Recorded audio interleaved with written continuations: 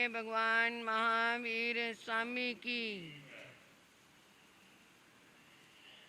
बनवारी रे जिनका सहारा तेरा नाम रे, बनवारी रे जिनका सहारा तेरा नाम रे, मुझे दुनिया वालों से क्या काम रे, मुझे दुनिया वालों से क्या काम रे। ये कौन बोल रही है? ये किसके भाव हैं? मैं आपसे पूछ रही हूँ, किसने बोले होंगे ये?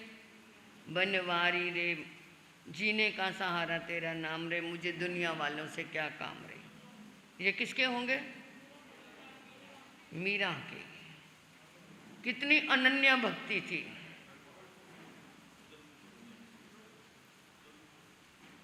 ईश्वर नाम चाहो।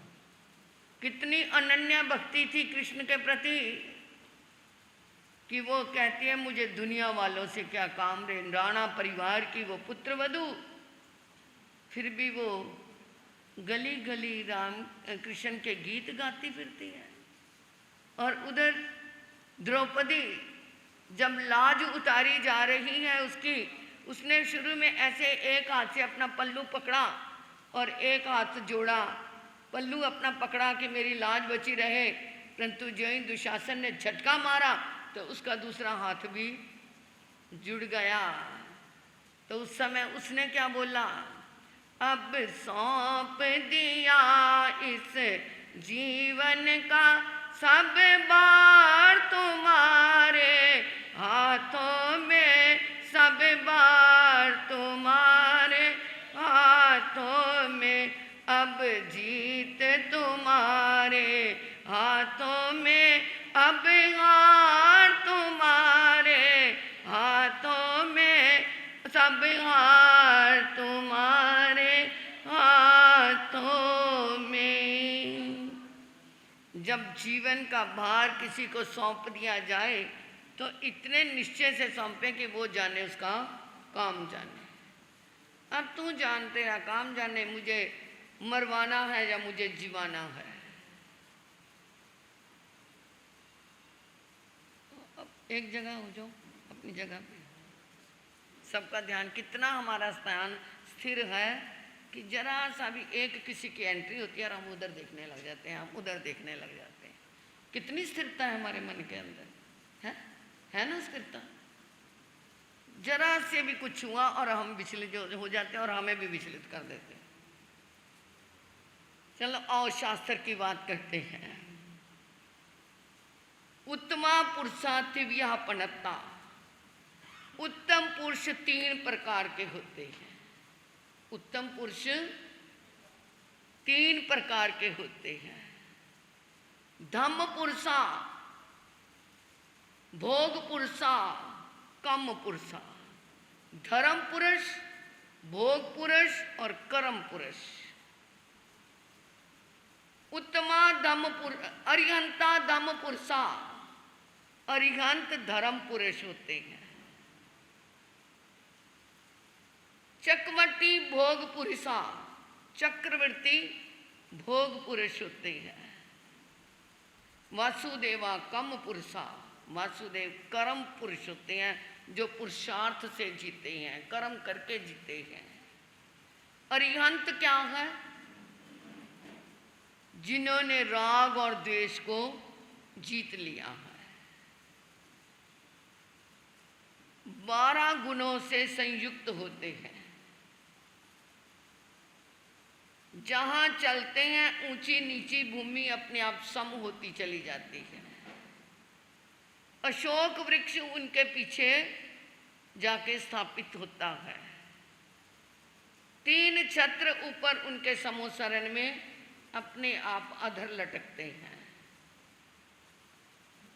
चंवर ढुलाए जाते हैं। वो अपनी अर्धमागधी भाषा में बोलते हैं और वहाँ सुनने वाले अलग अलग भाषा वाले उसको अपनी अपनी भाषा में समझते हैं। त्रियंच सोचते हैं हमारी भाषा में बोल रही हैं, देवता समझते हैं हमारी भाषा में बोल रहे हैं, मनुष्य समझते हैं अपनी हमारी भाषा में बोल रहे हैं, परंतु वो केवल एक भाषा बोलते हैं। परंतु वो कन्वर्ट कैसे होते हैं, ये उनका अतिशय है। और आज साइंस ने इतनी तरक्की कर ली है। मैंने देखा था, ये है सन 84 की बात, ताल कटोरा स्टेडियम में पूज्य प्रवर्तक श्री भंडारी जी महाराज का, पद्मचंद जी महाराज का जन्मदिन मनाया था। तो वहाँ पर हमने जो प्रवचन किया वो हिंदी में किया, सबने किया हिंदी में, परंतु वहाँ एक मशीन ऐसी लगी हुई थी, उसने उसे 18 भाषाओं में बदल दिया। अंग्रेज़ी में, पंजाबी में, उर्दू में, इंग्लिश में, अपनी अपनी फ्रांसीसी में, सब 18 भाषाओं में उस प्रवचन को बदल दिया। परंतु ये तो मशीन ने बदला, वो तो हमारे अरिहंत प्रभु की वाणी में अतिशय ऐसा होता है कि वो कितनी भाषाओं में सुनने वालों को ऐसा लगता है वो हमारी ही भाषा में बोल रहे हैं। इंग्लिश वाला सोचता है वो इंग्लिश बोल रहे हैं, पंजाबी वाला सोचता है पंजाबी बोल रहे हैं, परंतु वो उनका एक अतिशय शक्ति होती है। तो ये होते हैं अरिहंत। और भोग पुरुषा चक्रवर्ती, चक्रवर्ती अगर किसी की रिद्धि की कहे जाए तो चक्रवर्ती के समान किसी के पास रिद्धि नहीं है, किसी के पास इतनी धन दौलत नहीं है जितनी चक्रवर्ती के पास होती। 6 खंड का मालिक होता है, 96 करोड़ उसकी पैदल सेना, 96 करोड़ उसके हाथियों की सेना, 96 करोड़ों की सेना, 32,000 राजा उनके हाथ जुड़े हुए हमेशा क्या उनके आगे झुके रहते हैं। ऐसी रिद्धि समृद्धि के वो मालिक, परंतु एक संत के सामने चक्रवर्ती के भी क्या जुड़ जाते हैं, है ना। संतोष की शान निराली है, संतोष की शान निराली है। राज मिले महाराज मिले, राज मिले महाराज मिले, राजा भी बनता सवाली है। संतोष की शान निराली है, त्याग की शान निराली है। एक दिन का क्या, एक 5 मिनट का बना हुआ संत भी चक्रवर्ती के सामने आए तो चक्रवर्ती के क्या जुड़ जाएंगे। तो किसकी शान निराली है, त्याग की, संतोष की, जिन्होंने सब कुछ त्याग दिया है। तो ऐसे चक्रवर्ती जिनके पास इतनी रिद्धि है, साथ में प्रभु ने क्या फरमाया, अगर वो रिद्धि का त्याग करके साधु जीवन नहीं लेता तो मर के कहाँ जाता है, नरक में उसकी स्थान है। सब चीज़ों का त्याग करके वो चक्रवर्ती साधु जरूर बनता है। केवल 2 तीर्थंकरों चक्रवर्तियों ने क्या नहीं किया था, त्याग नहीं किया था। बाकी क्या है, चक्रवर्ती कितने होते हैं, 12 चक्रवर्तियों में 10 ने त्याग करके अपना मोक्ष स्थान लिया, परंतु 2 क्या है, त्याग नहीं किया जिन्होंने। ऐसे इसलिए भोग भोगने वाला कहने के कारण उनको भोग पुरुष कहा गया। और कम पुरुषा वासुदेवा, वासुदेव कितने, अभी आपने सुना था, 9 वासुदेव, 9 बलदेव और 9 प्रतिवासुदेव, 24 तीर्थंकर, अरिहंत 24। ये टोटल बनाओ कितने हो गए, 24, 12, 9, 9, 9, कितने हो गए, 63। इनको क्या कहते हैं, शलाका पुरुष कहते हैं। ये 63 शलाका पुरुष श्लाघनीय, शलाका मतलब श्लाघनीय, प्रशंसनीय, अनुमोदनीय, दर्शनीय, इनको 63 शलाका पुरुष कहते हैं, क्योंकि ये सब क्या है, तरणहार जीव बनते हैं। तो कृष्ण जिनका समय सनातन जग संसार कहता है कि 5000 वर्ष पूर्व, परंतु जैन दर्शन कहता है 87,000 वर्ष पूर्व हुए हैं। क्योंकि किसके समय में हुए ये, किसके समय में, कौन से तीर्थंकर के समय में, अरिष्टनेमि भगवान के समय में हुए। तो इसको 87,000 कुछ वर्ष ऊपर। तो ये गन्ना तो क्या है, चीज अलग है, परंतु उनका जन्म कैसे हुआ ये थोड़ा समानता ही चलती है। कंस अपनी बहन देवकी को बहुत प्यार करता था। जब उसकी शादी निश्चित की तो उसने सोचा मैं अपनी बहन को खुद अब रथ चला करके इसके घर छोड़ के आऊंगा, सारथी खुद बनूंगा, मैं किसी के साथ नहीं भेजूंगा। वो रथ में बड़े अहंकार में बहुत कुछ दिया उसे दाज दहेज में। अब वो छोड़ने जा रहा है, रास्ते में एक संत आ गए, फकीर आ गया, कहता अरे पीछे हट, तुझे पता नहीं राजा अपनी बहन को ससुराल छोड़ने जा रहा है। अरे किस पे मान करता है, अहंकार करता है, इसी का बच्चा तेरे क्या है हत्या का कारण बनेगा। अरे क्या बकवास करता है, इसको डालो जेल में। इतने में भविष्यवाणी आ गई, कंस अहंकार न कर, इसी का बच्चा तेरी मृत्यु का कारण बनेगा। संत को तो जेल में डाला, परंतु भविष्यवाणी पे विश्वास आ गया। अब उसने सोचा क्या करूं, अंदर से तो डरा हुआ था, परंतु उसने जो देवकी के पति थे वसुदेव, उनसे बात की भी, देख मैंने शादी तेरे से की, तेरे तो मेरा मित्र भी है, परंतु इसकी सारी संतानें क्या होंगी तुझे मुझे देनी पड़ेंगी, मैं जो मर्जी करूं। अब बोलता क्या, राजा का वो तो है ही ऐसा था। जेल में डाल दिया, जेल में डाला, और जो भी संतान होती मरी हुई होती। इसका रहस्य तो हम अंतगार शास्त्र में खोलेंगे कि वो मरी हुई क्यों होती थी। बड़ा अहंकार में आ गया, मेरा डर देखो कितना जबरदस्त है कि पहले ही ये बच्चा मर जाता है मेरे डर के कारण। ये नहीं सोचा मैं कितना पापी हूँ, मैं कितना पापी हूँ कि मेरे डर से ये मर रही है, परंतु वो तो अहंकार में चल रहा था। अब एक मरा, दो मरे, तीन मरे, करते करते 6 मरे हुए आए। 7वीं संतान जब गर्भ में थी, देवकी को बहुत अच्छे अच्छे स्वप्न आ रहे थे। जब गर्भ में वसुदेव आता है तो वासुदेव की माँ को कितने स्वप्न आते हैं?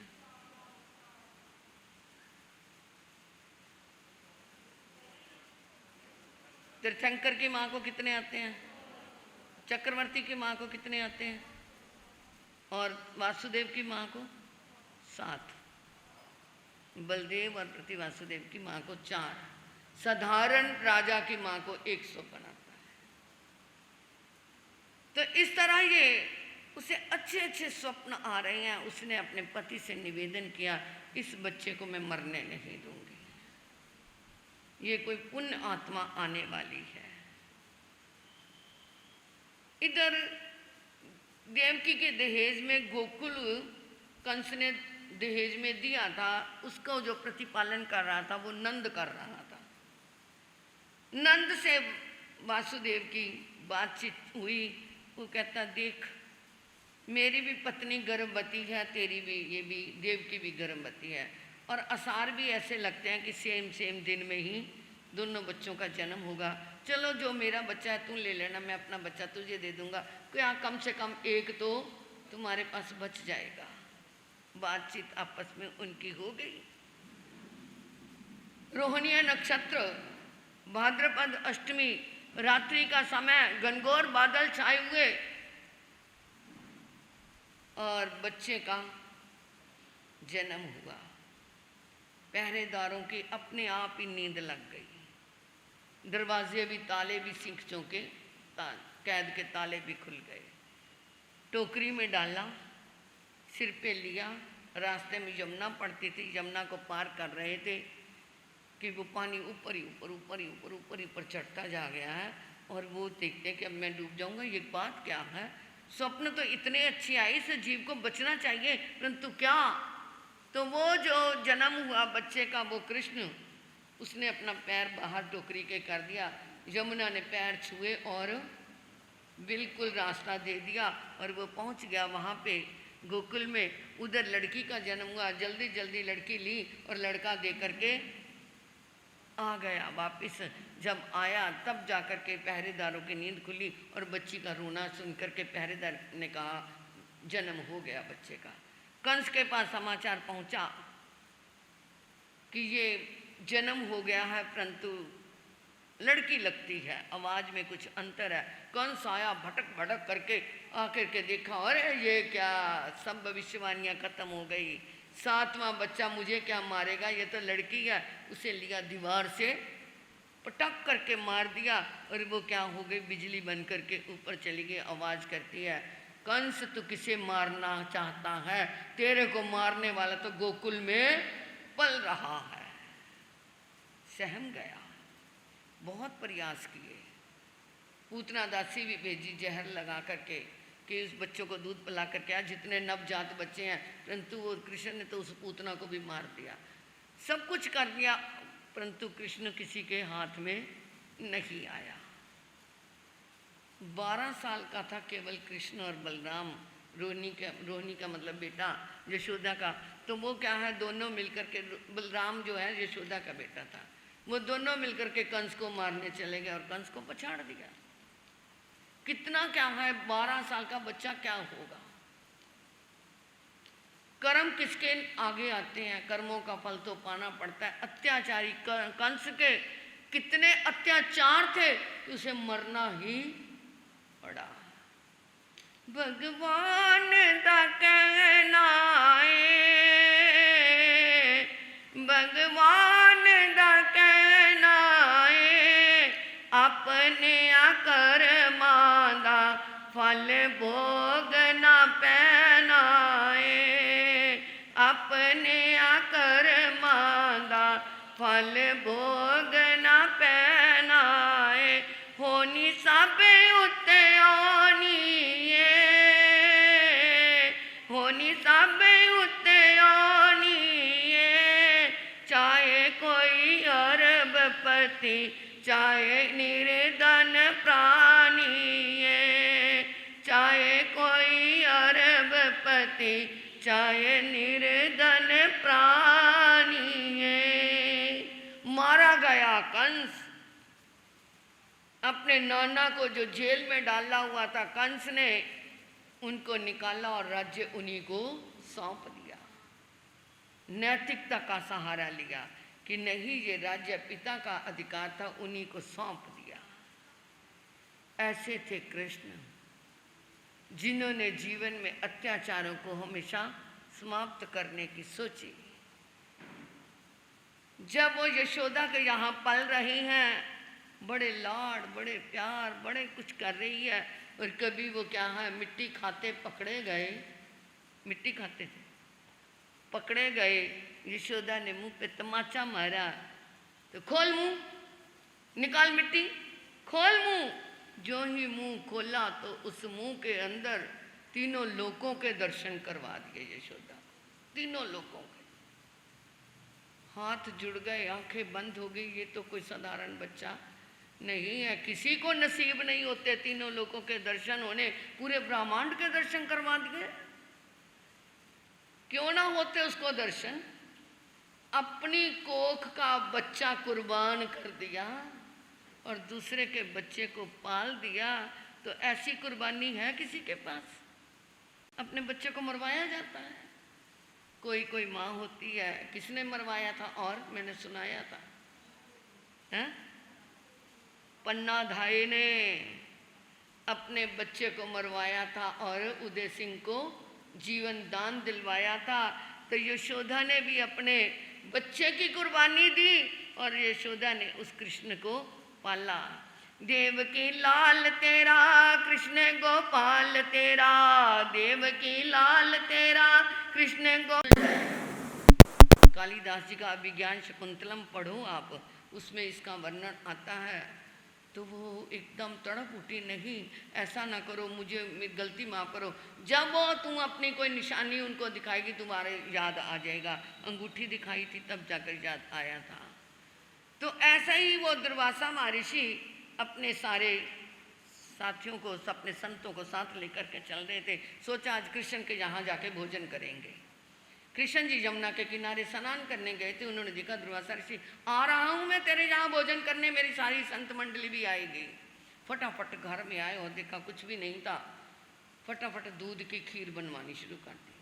खीर अभी बन रही थी कि दुर्वासा ऋषि आ गए और खीर अभी तैयार नहीं हुई। और वो पैर दबाने लगा, पैर धोने लगा, जल्दी जल्दी ऐसे कर रहा है कि तब तक खीर क्या हो जाए, क्योंकि नटखट तो थे ही, वो राजनीतिज्ञ भी थे, कुशल नीतिज्ञ भी थे, सब गुण थे उनकी इन चीज़ों के। अगर राजनीति में आते थे तो पूरी राजनीति ही करके दिखा देते थे। और कुशल राजा भी थे, अच्छी तरह शासन भी करते थे। वो पैर पुर धोने लगा, दबाने लगा। अरे देर क्यों कर रहा है, मुझे पता है तू जल्दी जानबूझ के कर रहा है, जल्दी से खीर लेके आ। गया, तब तक तैयार हो गई थी, खीर लेके आए, परोसने लगा। अरे इतनी गर्म है, तूने देर कर दिया, चल ये खीर अपने शरीर पे तू लगा ले, मैं नहीं खाता। वो चाहता है इनके गुस्से को मैं किसी तरीके शांत करूं। कहना मान लिया, अच्छा जी जैसे आप कहते हो वैसे ही करूंगा। तर्कबाजी नहीं की कि ये खीर मैं अपने सिर पे मलूं, ये खाने वाली चीज़ है, ये कैसे है। अंदर गए, पूरे शरीर पे क्या मसल ली, खीर लगा ली, परंतु पैरों के तलुओं पे खीर नहीं लगाई। अब वो आए, कहते देखो देखो ऋषि जी, मुझे सारे काला काला कहते थे, शाम शाम कहते थे, आज मैं गोरा बन गया। तो दुर्वासा ऋषि का सारा गुस्सा क्या हो गया, वो हंसने लगे। अरे तूने तो मेरे को भी क्या कर लिया, जीत लिया। आज तक किसी ने मेरे गुस्से को ऐसे हंसी में नहीं बदला। तो ये पैरों में क्यों नहीं लगाई खीर उन्होंने। थोड़ी सी ये बात सीख करके जाना, क्योंकि दूध और अनाज ये देव होते हैं, अन्न देवा कहते हैं ना। अनाज, अन्न क्या होता है, देवता होता है। कितनी मेहनत से हमें अनाज मिलता है। एक फुल्का आपकी थाली में आता है जिसमें करोड़ों जीवों का सहयोग है, करोड़ों से करोड़ों। एक फुल्का, आप सोचोगे कैसे। पृथ्वी काया के जीव जब उनके की जाती है, खुदाई की जाती है, कितने जीव मरे। फिर उसके अंदर दाने डाले, वो भी जीव है। फिर उसके ऊपर पानी दिया, एक बूंद में कितने जीव, असंख्यात जीव। और वो कितना पानी लगता है, ट्यूबवेल के ट्यूबवेल क्या हो जाते हैं, चलाए जाते हैं, कितने जीवों का सहयोग। फिर हवा ने उसको क्या है, अंकुर को, पीले को हरा करना शुरू किया। जब हवा लगती है तो वो हरा होता है। अब वो उस हवा के जीव कितने।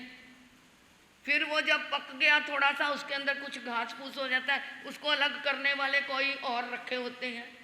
पक गया, उसको कटाई करने वाला कोई और है, छनाई करने वाला और है, पिसाई करने वाला कोई और है, चक्की बनाने वाला कोई और है, और बोरी बनाने वाला कोई और है, और क्या है, बोरी को सिलने वाला कोई और है, पीसने वाला कोई और है, और रेड़ी के ऊपर लाद करके लाने वाला कोई और है। कितने जीवों का संयोग है। जिन मशीनों से कटाई की जाती है, वो मशीनें जहाँ बनती हैं उसमें कितने मजदूरों का काम है, सारा सोचो।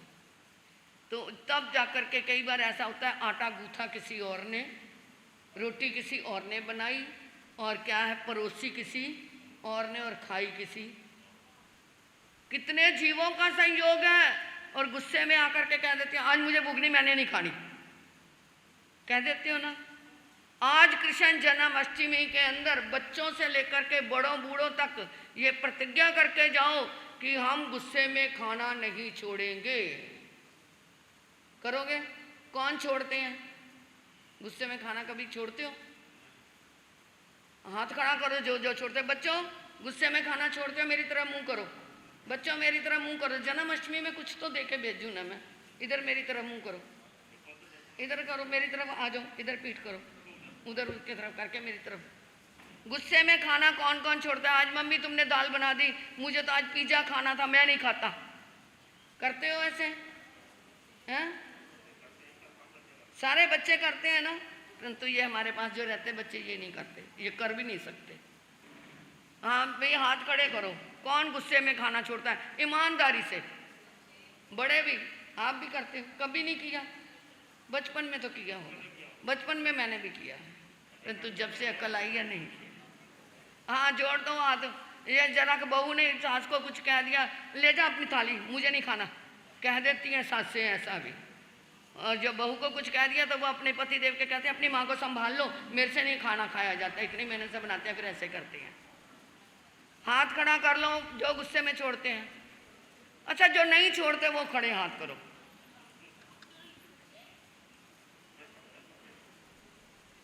चलो आज सब जो नहीं छोड़ते या जो छोड़ते हैं सब अभी प्रतिज्ञा तो नहीं की हुई, आज कृष्ण जन्माष्टमी का ये गिफ्ट दे के जाओ कि किसी ने भी गुस्से में आकर के खाना नहीं छोड़ना। इधर अनूप, इधर आओ। नहीं नहीं मैं काम करवा लूंगी। अरे हो जाएगा काम, बैठो थे। ये भरी सभा के अंदर ऐसे करोगे बहुत पाप लगेगा, बैठ जाओ यहाँ पे। हाँ हाँ सब जने देखो, अगर एक बार खाना छोड़ते हो कितने करोड़ों जीवों का तुम अपमान करते हो, और वो करोड़ों जीव आगे जाकर के तुम्हारे से बदला लेने वाले बनेंगे। जन्म जन्म में खाने से तरसोगे। जो आज तुमने खाना छोड़ा है, ये उनसे पूछो जिनको 2 टाइम की रोटी नहीं मिलती, खाने की क्या कीमत होती है। ये रोटी के लिए तो इतना कमाते हैं हमारे भाई, इतनी मेहनत करते हैं तुम्हारे लिए, और तुम आकर के 1 मिनट में मुझे नहीं खाना। खाना जोड़ो हाथ, ऊंचे करके हाथ जोड़ो। खाना छोड़ना नहीं गुस्से में आकर के। जन्माष्टमी मेरी सफल हो गई। मन की धारणा पर मैंने पचकान, खाना गुस्से में आकर के नहीं छोड़ना। तस्वंते प्रिकमा निंदा में गृह में त्याग बोसरे, ये गुरिया हंतों की साक्षी से बिल्कुल नहीं छोड़ना।